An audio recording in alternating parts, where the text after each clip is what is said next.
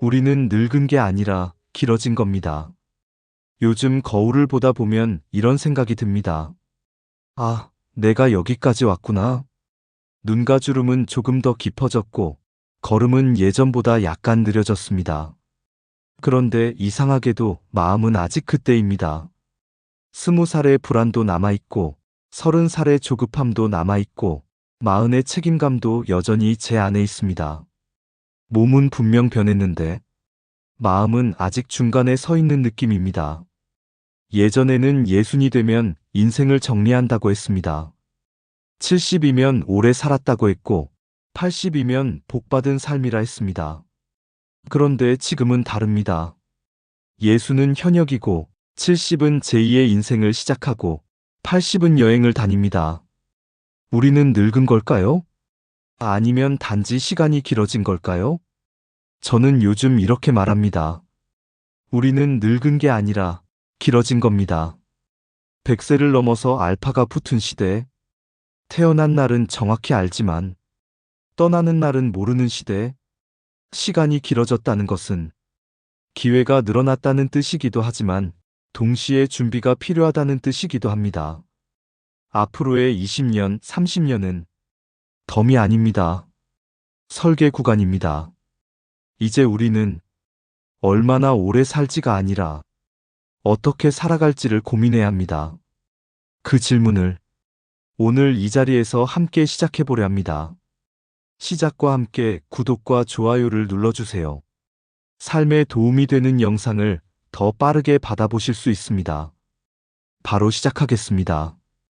트랜스휴먼, 이미 우리는 바뀌고 있습니다. 우리는 가끔 미래가 멀리 있다고 생각합니다.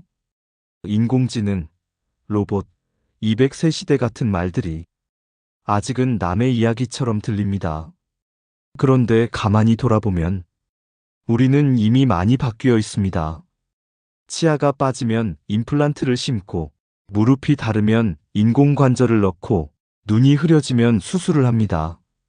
예전 같으면 이제 끝이다라고 했을 일들이 지금은 관리하면 된다가 되었습니다. 우리는 자연 그대로의 인간이 아니라 조금씩 보완된 인간으로 살아가고 있습니다. 이것을 어떤 사람들은 트랜스휴먼 시대라고 부릅니다. 몸은 연장되었고 시간은 길어졌습니다. 그런데 한 가지 묻고 싶습니다. 시간이 길어졌는데 삶의 방향도 함께 정해졌습니까? 수명이 늘어났는데 의미도 함께 늘어났습니까? 길어진 시간은 그저 흘려보내기에는 너무 깁니다. 준비하지 않으면 공허가 길어지고 준비하면 성장이 길어집니다. 이제 우리는 버티는 인생이 아니라 설계하는 인생을 살아야 합니다. 60 이후의 시간은 여생이 아니라 또 하나의 일막입니다. 그리고 그 일막은 누가 대신 써주지 않습니다. 몸을 관리하고 생각을 바꾸고 태도를 다시 세우는 일, 그것이 길어진 시간을 살아내는 첫걸음입니다. 세대가 달라졌다는 말의 진짜 의미. 우리는 가끔 이렇게 말합니다. 요즘 애들은 도무지 이해가 안 된다. 그 말 속에는 섭섭함도 있고 답답함도 있고 어딘가 밀려났다는 느낌도 숨어 있습니다. 하지만 가만히 생각해보면 우리도 한때는 요즘 애들이었습니다. 우리 부모 세대에게 우리는 낯설고 빠르고 버릇없어 보였을지도 모릅니다. 다만 차이가 있다면 지금은 변화의 속도가 훨씬 빠르다는 겁니다. 예전에는 10년에 한 번 세상이 바뀌었다면 지금은 1년에 한 번 바뀌는 느낌입니다. 기술이 바뀌고 일하는 방식이 바뀌고 관계 맺는 방식이 바뀌었습니다. 아이들은 검색으로 배우고 우리는 경험으로 배웠습니다. 아이들은 속도로 판단하고 우리는 맥락으로 이해합니다. 이 차이를 틀림으로 보면 갈등이 되고 다름으로 보면 배움이 됩니다. 어른의 힘은 많이 아는 데 있지 않습니다. 모르는 것을 인정할 수 있는 여백에 있습니다. 그럴 수 있겠다. 이 한 문장이 세대를 이어줍니다. 세대가 달라졌다는 말은 누군가가 틀렸다는 뜻이 아니라 세상이 빠르게 변하고 있다는 신호입니다. 그 변화를 거부하면 고립되고 관찰하면 이해하게 됩니다. 우리는 가르치는 어른이기 전에 함께 배우는 어른이 되어야 합니다. 그 순간 세대 차이는 벽이 아니라 다리가 됩니다. 막아라. 내 몸은 내가 끝까지 책임져야 할 집입니다. 나이가 들수록 우리는 한 가지 사실을 분명히 깨닫습니다. 아무도 내 대신 아파줄 수 없다는 것. 배우자도 자식도 아무리 사랑하는 사람이라도 내 통증을 대신 가져갈 수는 없습니다. 젊을 때는 몸이 버텨줬습니다. 잠을 줄여도 괜찮았고 무리해도 회복이 빨랐습니다. 하지만 지금은 다릅니다. 몸은 정직합니다. 쓰는 만큼 반응하고 관리하지 않으면 무너집니다. 그래서 건강은 운이 아니라 습관의 결과입니다. 운동은 많이 하는 게 아니라 맞게 하는 것이고, 영양은 유행을 따르는 게 아니라 내 몸에 맞는 것을 찾는 일입니다. 그리고 무엇보다 중요한 건 수면입니다. 잠을 줄이면 시간이 늘어나는 것 같지만 사실은 노화를 앞당기는 일입니다. 건강검진도 마찬가지입니다. 병을 찾으러 가는 게 아니라 앞으로의 시간을 지키러 가는 것입니다. 우리의 몸은 평생 살아야 할 유일한 집입니다. 집이 무너지면 어떤 계획도 의미가 없습니다. 100+α 시대에 건강은 선택이 아니라 기본 전략입니다. 내 몸을 지키는 일은 단순한 관리가 아니라 남은 시간을 존중하는 태도입니다. 막아야 할 것은 병이 아니라 무관심입니다. 오늘부터라도 내 몸을 대하는 태도를 조금만 바꿔보십시오. 그 작은 차이가 앞으로의 20년을 지켜줍니다. 공부해라. 존엄을 잃지 않기 위해 나이가 들수록 몸보다 먼저 늙는 것이 있습니다. 바로 생각의 속도입니다. 세상이 너무 빨리 바뀝니다. 어제 없던 기술이 오늘 생기고 어제 익숙했던 방식이 오늘은 사라집니다. 가끔은 따라가기 버겁고 가끔은 그냥 모른 척하고 싶어집니다. 이 나이에 뭘 또 배워? 이제 좀 쉬어도 되지 않나? 그런데요. 배움을 멈추는 순간 우리는 세상과의 거리를 조금씩 벌리기 시작합니다. 공부는 시험을 위한 일이 아닙니다. 남에게 인정받기 위한 일도 아닙니다. 공부는 내 존엄을 지키기 위한 일입니다. 모른다는 사실을 인정하고 다시 배우겠다고 마음먹는 순간 우리는 아직 살아있다는 증거를 갖습니다. 거창할 필요는 없습니다. 일주일에 한 번 서점에 가도 좋고 책을 10페이지만 읽어도 좋습니다. 문장 하나를 마음에 담는 것만으로도 충분합니다. 그 문장이 생각을 바꾸고 말을 바꾸고 태도를 바꿉니다. 배움은 젊어지기 위한 노력이 아니라 깊어지기 위한 선택입니다. 나이가 들어도 배우는 사람은 굳지 않습니다. 세상과 대화할 수 있고 다음 세대와도 연결될 수 있습니다. 공부는 머리를 채우는 일이 아니라 마음을 열어두는 일입니다. 그 열린 마음이 길어진 시간을 더 단단하게 만들어줍니다. 나가라. 세상을 읽지 않으면 고립됩니다. 집은 편합니다. 익숙하고 안전하고 내 리듬대로 움직일 수 있습니다. 하지만 편안함이 길어지면 세상과의 거리는 조금씩 멀어집니다. 어느 날 문득 요즘은 왜 이렇게 바뀌었지? 나는 왜 점점 낯설어지지? 이런 생각이 들기 시작합니다. 사실 세상이 나를 밀어낸 게 아니라 내가 세상을 덜 보기 시작한 것일지도 모릅니다. 그래서 저는 말합니다. 나가십시오. 멀리 갈 필요는 없습니다. 동네 한 바퀴면 충분합니다. 다만 그냥 걷지 말고 관찰하십시오.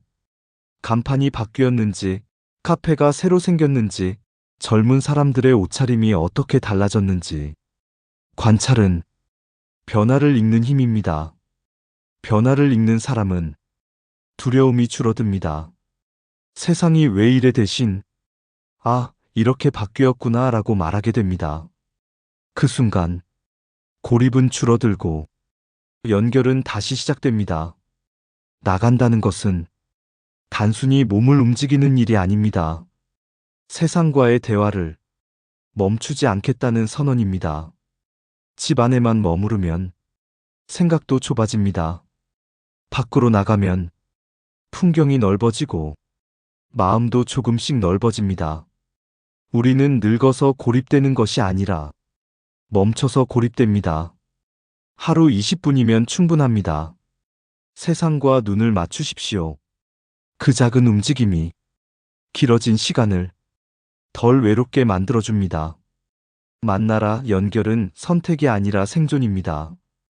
젊을 때의 관계는 넓었습니다.